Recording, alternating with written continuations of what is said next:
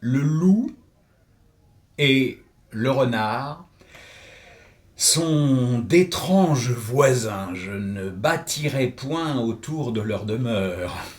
Ce dernier guettait à toute heure les poules d'un fermier, et quoique des plus fins, il n'avait pu porter d'atteinte à la volaille. D'une part l'appétit, de l'autre le danger.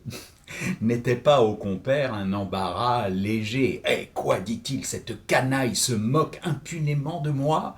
Je vais, je viens, je me travaille, j'imagine, sans tour. Le rustre, en paix chez soi, vous faites argent de tout, convertit en monnaie ses chapons, sa poulaille, il en a même au croc. Et moi, maître passé, quand j'attrape un vieux coq, je suis au comble de la joie. Pourquoi sire Jupin m'a-t-il donc appelé au métier de renard? Je jure les puissances de l'Olympe et du Styx, il en sera parlé.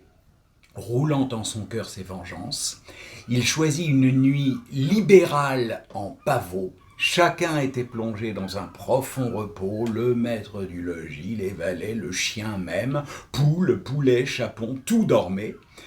Le fermier, laissant ouvert son poulailler, commit une sottise extrême. Le voleur tourne tant qu'il entre au lieu guetté. Le dépeuple remplit de meurtres la cité. Les marques de sa cruauté parurent avec l'aube. On vit un étalage de corps sanglants et de carnage. Peu s'en fallut que le soleil ne rebroussât d'horreur vers le manoir liquide. Tel est d'un spectacle pareil, Apollon, irrité contre le fier Atride, remplit son camp de meurtres. On vit presque détruit l'ost des Grecs, et ce fut l'ouvrage d'une nuit. Tel encore, autour de sa tente, Ajax, à l'âme impatiente, de moutons et de bœufs, fit un vaste débris, croyant tuer en eux son concurrent, Ulysse et les auteurs de l'injustice, par qui l'autre emporta le prix.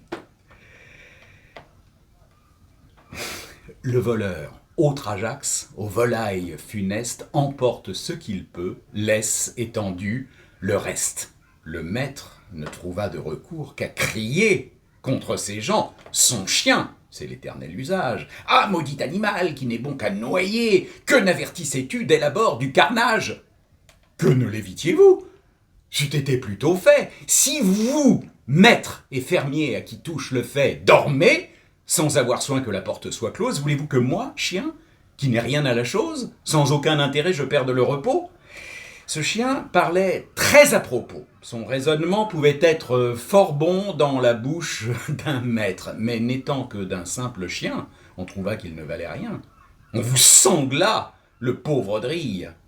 Toi, donc, qui que tu sois, hein, père de famille, et je ne t'ai jamais envié cet honneur, t'attendre aux yeux d'autrui quand tu dors, c'est erreur.